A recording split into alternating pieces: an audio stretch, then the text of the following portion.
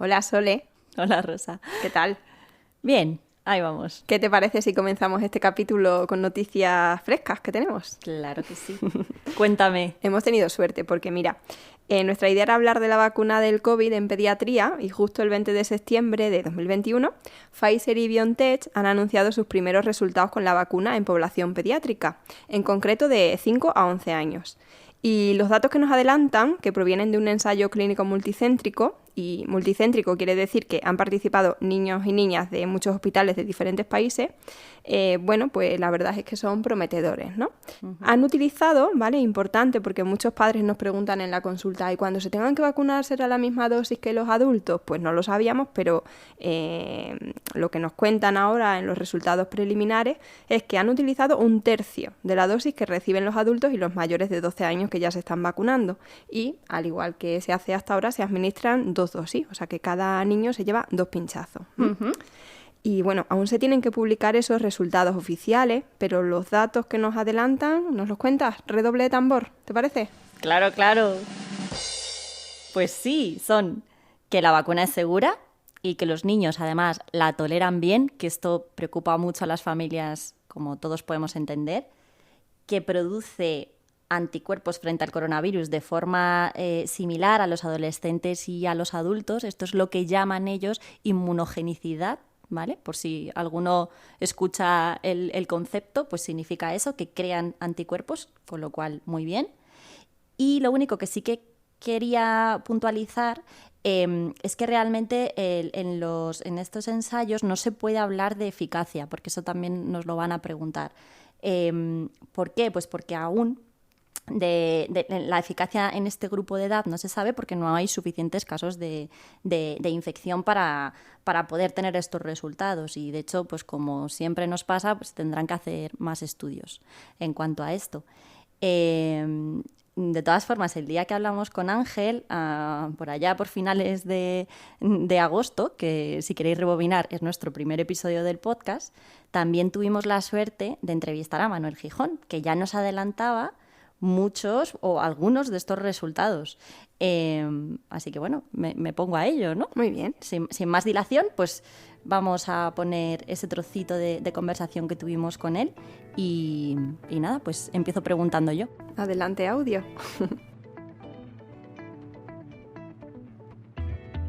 La crianza y la pediatría comparten un toque dulce con notas ácidas. Somos Soledad Montoro y Rosa Pavo, y queremos que nos acompañéis en este espacio sonoro para charlar sobre todos los temas que más interés despiertan en las consultas de pediatría. Bienvenidos a Miel y Limón, Pediatras al Micro. Empezamos.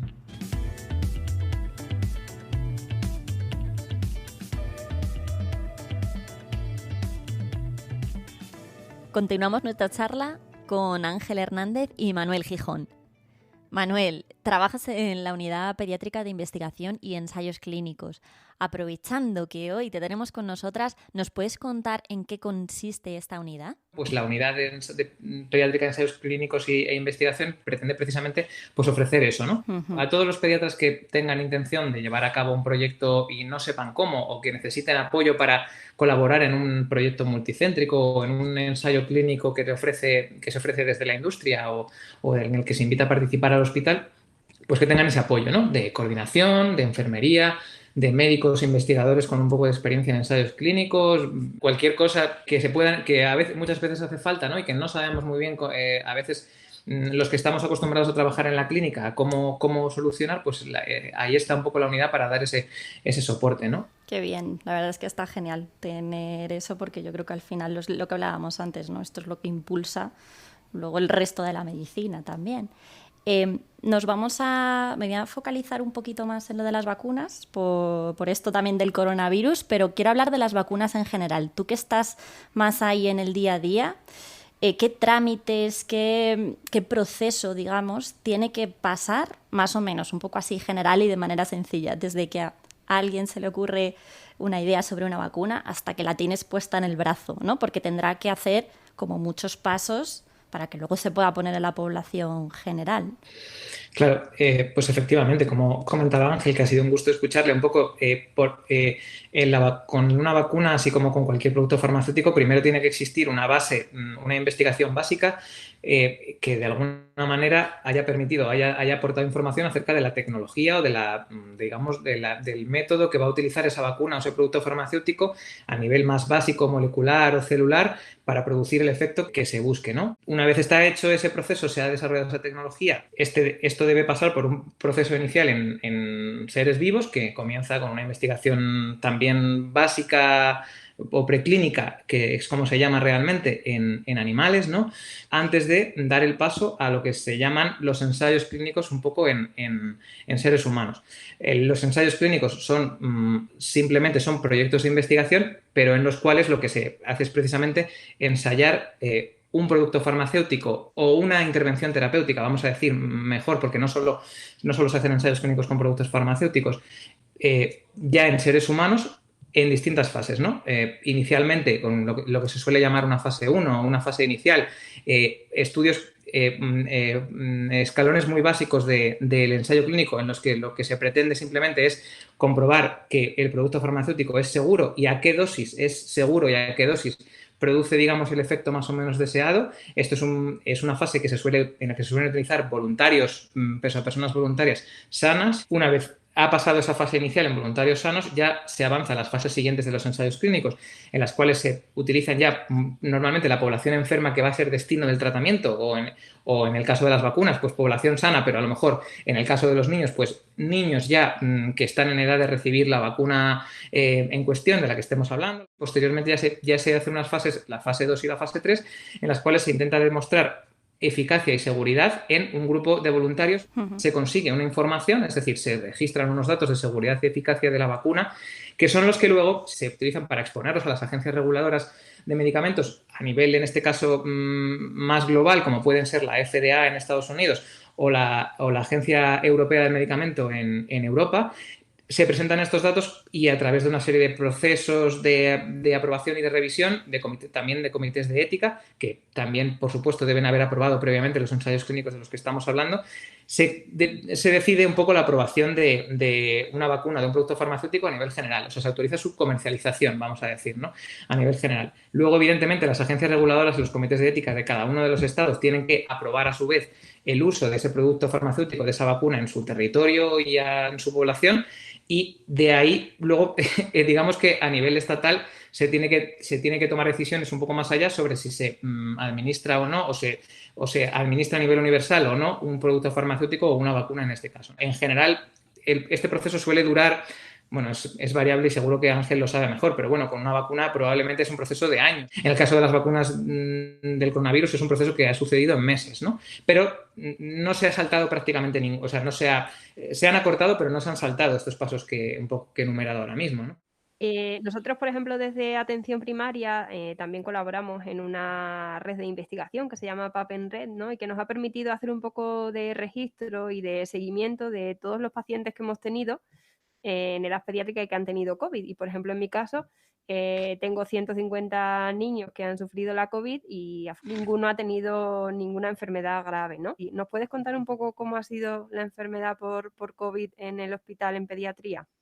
En concreto, en tu caso, en el 12 de octubre. Por resumir, la impresión desde el hospital sobre la COVID en niños es la misma que habéis tenido en atención primaria.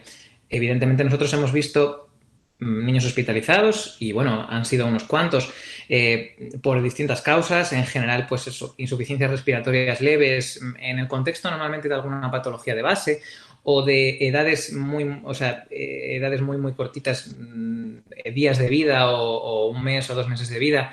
Y luego otro perfil que es el del adolescente a lo mejor un poco más mayor, quizá con factores de riesgo o simplemente pues un adolescente obeso, asmático, con alguna patología de base que ha tenido que ingresar también por un cuadro de insuficiencia respiratoria leve relacionada con la COVID y que se ha resuelto muy favorablemente. La verdad es que dentro del global de pacientes positivos atendidos en el hospital, los ingresos no deben alcanzar ni el 1%.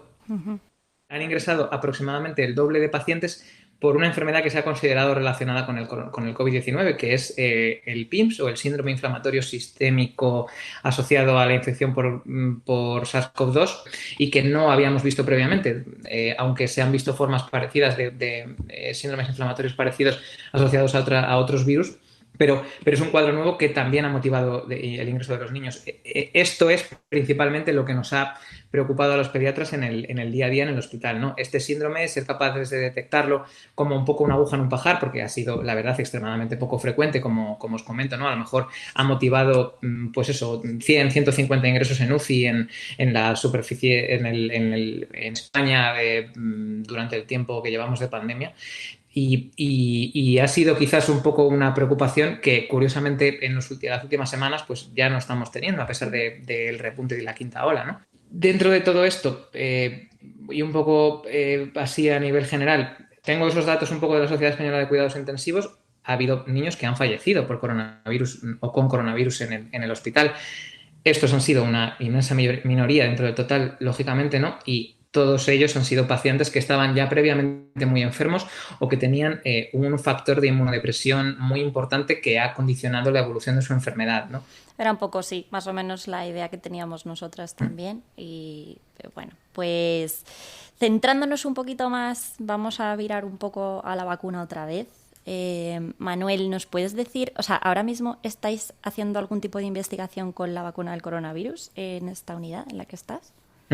Sí, nosotros en el 12 de octubre en la unidad de ensayos estamos colaborando con Pfizer-BioNTech en el ensayo clínico en fase 2-3 que está haciendo con su vacuna, la vacuna Comirnaty que conocemos todos, en niños entre 6 meses y 12 años. Es un ensayo en fase 2-3 que es a nivel mundial, aunque lo de nivel mundial es relativo porque en realidad los países que participamos son Estados Unidos, Finlandia, Polonia y España. Uh-huh. Y principalmente Estados Unidos, son 100 centros en total y de esos 100 diría 85 son centros norteamericanos y somos algunos centros en Europa que estamos también colaborando y nosotros en la unidad en el 12 de octubre que no somos el único hospital de Madrid ni de España que colabora en el ensayo, estamos también participando en el ensayo y vacunando niños de toda esa franja de edad dentro del ensayo, entre 6 meses y 12 años. Empezamos hace ahora creo que un mes y medio con esta fase y ya hemos, digamos, cumplido con el cupo de pacientes que teníamos previsto vacunar. Os puedo contar alguna cosa más si queréis, pero bueno, en este caso creo que Pfizer, además de Pfizer, también Moderna está llevando a cabo un ensayo en fase 2 en niños con su vacuna, aunque este ensayo solo es en Estados Unidos, dentro de hasta donde llega mi información, y con el resto de las vacunas no hay ahora mismo que me conste ningún ensayo clínico en una fase más avanzada en marcha. Pero de momento no se pone la vacuna en menores de 12 años, deduzco porque no tenemos datos suficientes, ¿no? Eso, vamos, porque estas vacunas... Estamos en ello, digamos. Sí, estas vacunas no están aprobadas en niños. No hay ningún ensayo clínico en fase, digamos, avanzada con un número suficiente de pacientes en estos grupos de edad y esto se traduce en que no hay o hasta ahora no había información suficiente para tomar la decisión sobre si aprobar o no estos productos en la edad pediátrica, ¿no? Yo sí que me quiero aprovechar de tu disposición a hablar, ¿no? Porque hay veces que parece que cuando hablamos de un ensayo es como que nos da un poco de miedo preguntar por si los datos son ocultos, pero nos gustaría que nos contaras, ¿no? ¿Cuáles son vuestras impresiones? ¿Qué estáis viendo? ¿Qué pasa cuando se pone la vacuna? Uh-huh. Hemos vacunado a niños de todas las edades, o sea, desde muy pequeñitos hasta casi 12 años y obviamente pues es lo mismo que os decía antes, esta no es una visión global, es una visión basada pues eso, en los poquitos pacientes que nosotros hemos vacunado, pero un poco la idea y los resultados son los mismos que se han visto en adolescentes y que se han visto en adultos hasta ahora, ¿no? Es decir, como decía Ángel antes, unos efectos secundarios leves, autolimitados en el tiempo, poco frecuentes, diría yo, incluso pues revisando un poco la literatura, mis sensaciones que son incluso menos frecuentes y más leves de los que se han visto en los millones de adultos que ya están vacunados y una tolerancia a la vacuna muy buena. La dosis que se está utilizando es menor que la que se utiliza en adultos, un poco basada en lo que se vio así en la fase 1 del ensayo y ya digo que desde luego los datos de seguridad y de así evaluación inicial de la vacuna son, a mi modo de ver, muy positivos hasta el momento. Uh-huh. ¿Nos puedes dar algún tipo de datos sobre el número aproximado de niños que están participando en el ensayo a nivel local y a nivel global en otros Hmm. países? Nosotros en nuestro hospital hemos vacunado aproximadamente 60 niños. En toda España se han vacunado aproximadamente, esto os hablo de lo que eran los objetivos del ensayo, que es algo públicamente conocido, pero que me consta que se ha cumplido. Se han vacunado unos 560 niños en toda España aproximadamente.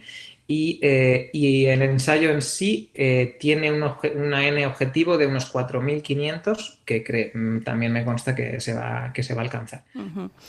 Vale, o sea, bueno, que quizás entonces el siguiente paso puede ser que se vacune también a los niños un poco más pequeños, ¿no? Menores de 12 años. Puede ser que pase, hace falta hacer más estudios.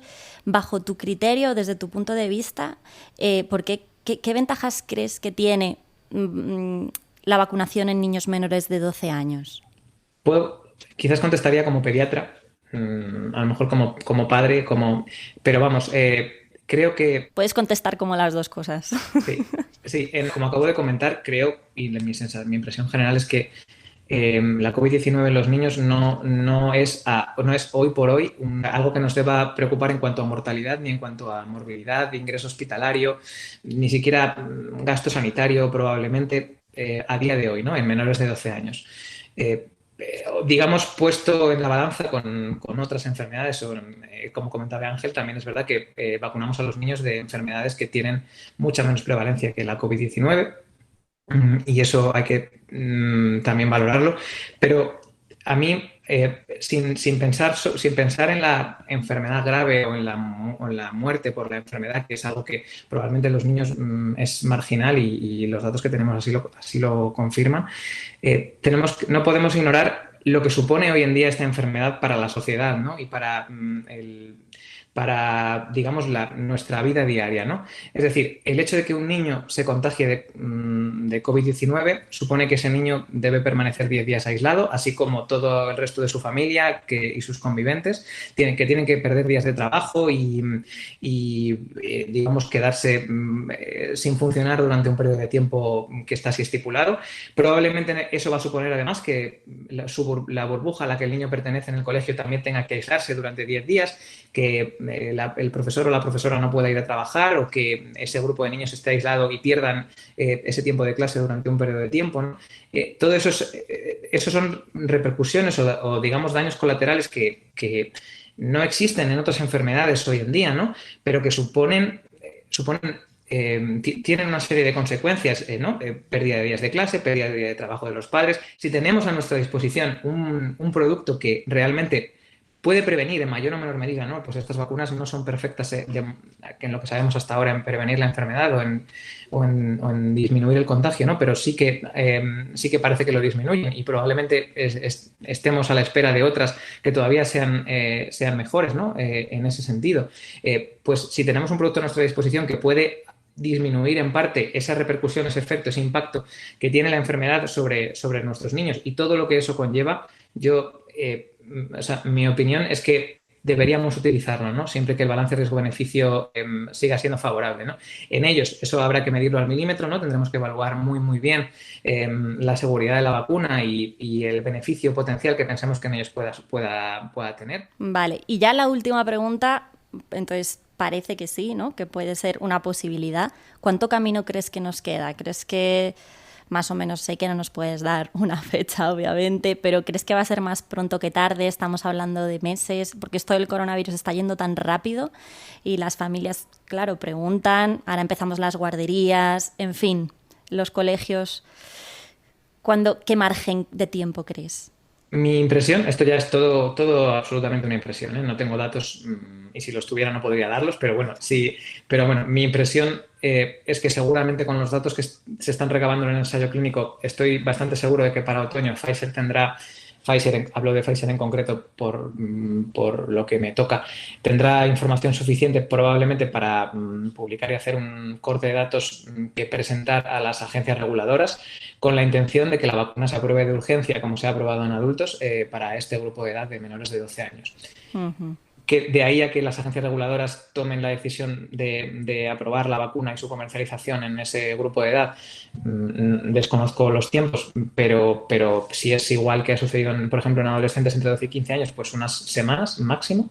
Y de ahí a que una vez la vacuna esté aprobada por las agencias reguladoras, los estados decidan también aprobarlas en sus territorios y a su vez decidan o no una vacunación, bien asesorados evidentemente por expertos como Ángel y el Comité Asesor de Vacunas de la Asociación Española de Pediatría, sobre la decisión un poco de una vacunación universal o no en la población pediátrica, podemos estar hablando a lo mejor de que todo esto, todos estos pasos estén dados antes de final de año o a principios del año 2022, y esa posibilidad de que los niños se vacunen exista de forma real a principios del año que viene. Que se va a hablar muchísimo, porque si ya nos ha costado de 12, o sea, de 12 para arriba, de 12 para abajo, yo creo que va a ser tela. Sí, sí, como ha dicho Manu, creo que va a dar lugar a mucho debate y muchas discusiones, y yo lo veo lógico porque realmente hay mucho que discutir ahí. Y el tema del COVID en niños yo lo veo un tema muy polifacético, es decir, tiene muchas caras y muchas facetas que bueno, pues ya un poco empujados por la urgencia no le hemos prestado mucha atención. Pero, por ejemplo, hablando de cosas muy concretas y muy prácticas, vemos ahora con una cierta naturalidad que el curso escolar que empieza pues incluya el uso de mascarillas en niños. A mí me parece una anormalidad supina el uso de mascarillas en el entorno escolar. Lo veo necesario, ¿eh? Yo no lo digo, por supuesto que no, hay que utilizarla porque estamos en una situación de emergencia sanitaria. Pero el objetivo no puede ser quedarnos con el uso de las mascarillas como normal en el ambiente escolar. Los niños necesitan poder ver las caras de las personas que tienen enfrente y poder reconocerlas y establecer una interacción sin límites en los grupos burbuja también es una anormalidad desde el punto de vista del desarrollo del niño. Pero tenemos que aspirar a poder prescindir de todas estas medidas para que el desarrollo del niño sea pues completo. La limitación de la actividad presencial pues ha impulsado también una menor actividad física en los niños, mucha mayor desigualdad. Los niños que se quedan en casa, pues aquellas familias que tienen medios, o puede quedarse uno o los dos padres o otro adulto responsable que pueda acompañarles, o tienen medios electrónicos e informáticos buenos para que puedan utilizar, pero hay muchas familias que todo eso no pueden, y los niños cuando han de quedarse en casa pues se quedan solos o casi solos y sin apenas medios, de forma que todo la falta de actividad presencial en los colegios es una causa de engrandecimiento de la desigualdad terrible, y eso siempre juega en desventaja de los niños de familias más desfavorecidas, con lo cual pues estamos, y claro, todos estos impactos en el desarrollo y en el aprendizaje de los niños pues puede tener unas consecuencias de por vida que no sabemos muy bien, pero el desarrollo de esos niños puede quedar limitado o restringido o afectado de alguna forma. De forma que el COVID y las medidas que tenemos que poner en marcha con el COVID pues están teniendo, creo yo, un impacto muy importante en el desarrollo de los niños. Y eso también habría que poder contabilizarlo, aunque entiendo que es muy difícil, claro. Más complicado. Pues esperemos que las vacunas nos ayuden a volver a la normalidad y dejemos atrás esta nueva normalidad, ¿no? Sí. Eso es. Bueno, pues yo creo que ya os hemos quitado mucho de vuestro tiempo. No sé, Rosa, si te queda algo en el tintero. Nada, la verdad es que me encanta escucharos. Sí, nada, yo creo que ha sido una excusa perfecta. Yo encantado de conocer a Manu, que no lo conocía, aunque lo había oído, y nada, y de veros a vosotras en este nuevo proyecto. Lo mismo. Qué suerte tenemos de poder entrevistar a personas que saben tanto y explican todo tan bien, ¿verdad, Sole? Sí, es genial. Sí, es una de las muchas razones, de hecho, por las que quisimos emprender este proyecto que hemos llamado Miel y Limón, Pediatras al Micro. Y bueno, aprovechamos para daros las gracias a todos por la buena acogida que ha tenido el primer capítulo del podcast, que estamos muy contentas, ¿verdad? Muchísimas gracias por todos los mensajes de ánimo, por las críticas constructivas, por las propuestas. Ha sido toda una inyección de energía y tenemos muchísimas ganas de continuar con más episodios. Y en el siguiente capítulo cambiamos totalmente de tema. Vamos a hablar de la alimentación complementaria. Ya sabéis que podéis mandar vuestras preguntas por redes sociales, correo electrónico o a través del formulario de contacto de nuestra página web. No desconectes. Nos puedes escuchar en iVoox, Spotify, Google Podcast, Apple Podcast, YouTube y seguirnos en Instagram, Twitter, Facebook y en nuestra página web mielelimonpediatras.com. Y si te ha gustado y quieres colaborar con nosotras, puedes compartir este proyecto con todos tus contactos y también apoyarnos a través de Ko-fi, de Patreon o PayPal. Visita nuestra web si quieres saber más.